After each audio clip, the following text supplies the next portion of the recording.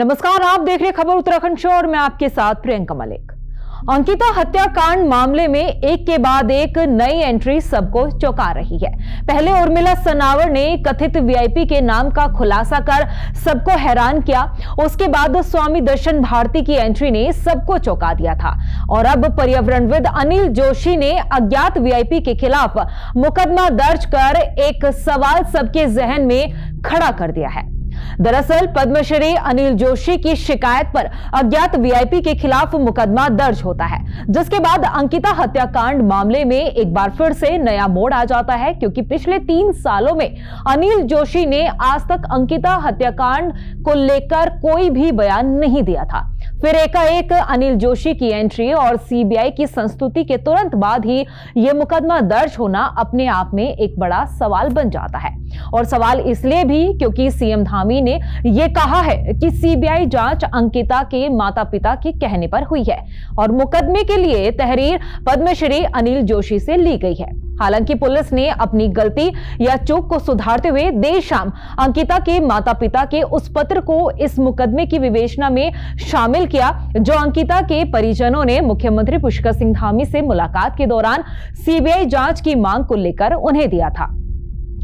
Dehradun SSP Ajay Singh ने भी ये कहा है कि उस पत्र को अनिल जोशी द्वारा दर्ज कराई गई मुकदमे की विवेचना में शामिल करते हुए आगे सीबीआई जांच में भी उसे आधार बनाया जाएगा। यहां आपको एक टेक्निकल पॉइंट बता देते हैं। अंकिता हत्याकांड में फिर से सीबीआई जांच को लेकर कई कानूनी अड़चनें आ सकती थी, क्योंकि आजीवन कारावास की सजा काट रहे पुलकित आर्य ने इस सजा को हाईकोर्ट में चुनौती दी है। ऐसे में मामले की नई सिरे से सीबीआई जांच की स्थिति में सरकार को हाईकोर्ट से इजाजत लेनी पड़ती, जबकि ट्रायल के दौरान ही सीबीआई जांच की मांग को लेकर हाईकोर्ट और सुप्रीम कोर्ट में दायर की गई याचिका खारिज हो चुकी थी। इसलिए इस पूरे मामले में यह एफआईआर ही सीबीआई जांच की संस्तुति करने का आधार बनी है। देखिए, जैसा कि आप सब लोग विदित हैं, माननीय मुख्यमंत्री जी से अंकिता बहन के माता पिता जी ने मुलाकात की थी और उस मुलाकात में ही ये माननीय मुख्यमंत्री जी ने आश्वासन दिया था कि जो है इसमें सीबीआई जांच की अगर माता पिता जी रिक्वेस्ट कर रहे हैं और कहीं कोई ऐसी कोई बात उनके मन में है और प्रदेशवासियों के मन में, तो वो सीबीआई जांच के लिए उन्होंने जो है इसकी संस्तुति करी थी। क्योंकि जो पत्र था वो संदर्भित होकर मेरे पास और माननीय डीजीपी महोदय तक पहुँच गया था। उस पत्र को भी जो विवेचना जो मुकदमा दर्ज है बसंत विहार थाने में, उसमें उसको इंक्लूड कर दिया गया और उनके जो भी भावनाएं थी, जो उनके आरोप थे कि इसमें कोई वीआईपी नाम का जिस तरह से चल रहा है उसका बारे में इन्वेस्टिगेशन की जाए, तो वो उसमें सम्मिलित कर लिया गया। अब जब जो प्रक्रिया चल रही है उसमें सीबीआई जब टेक ओवर करेगी केस को, जो उस प्रक्रिया के बाद, तो उनका पत्र भी उसी में शामिल कर दिया गया विवेचना में। तो मुझे लगता है कि जो उनकी भावनाएँ थी और जो भी आमजन की जो भावनाएं थी, जो एक सोशल मीडिया पर 2 लोग के व्यक्तिगत वार्तालाप को लेकर उभरी थी, तो मुझे लगता है कि सभी चीज़ें उस इन्वेस्टिगेशन में आएंगी और जो भी सच होगा वो सामने आएगा।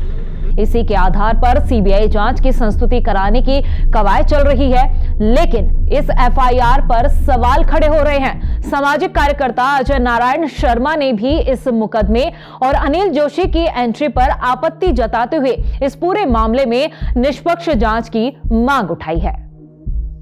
मैं अजय नारायण शर्मा, एक लेखक, सोशल एक्टिविस्ट के रूप में आज ये बात बहुत संयम और जिम्मेदारी के साथ कहना चाहता हूँ।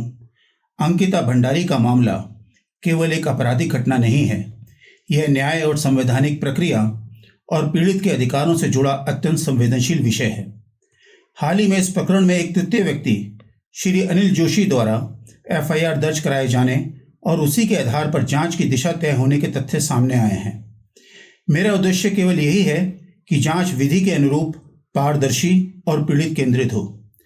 जब पीड़िता के माता पिता जीवित हैं, सक्षम हैं और स्वयं न्याय की मांग कर रहे हैं, तब उनकी भूमिका को किनारे रखकर किसी अन्य की शिकायत के आधार पर प्रक्रिया को आगे बढ़ाना कानूनी प्रश्न खड़े करता है।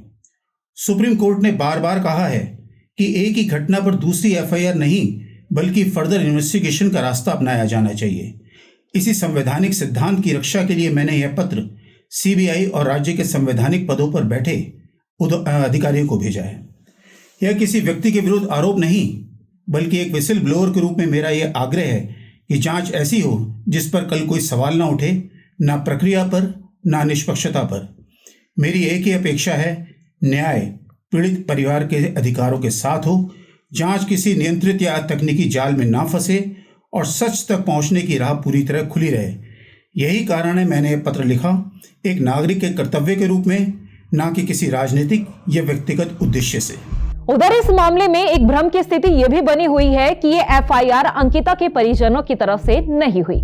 अगर अंकिता के माता पिता की तहरीर पर एफआईआर की होती तो शायद ये केस उनके हाथ में रहता, लेकिन मुकदमा अनिल जोशी की तरफ से दर्ज कराया गया है, जो ना तो अंकिता भंडारी के परिजन है और ना ही किसी रिश्ते में आते हैं।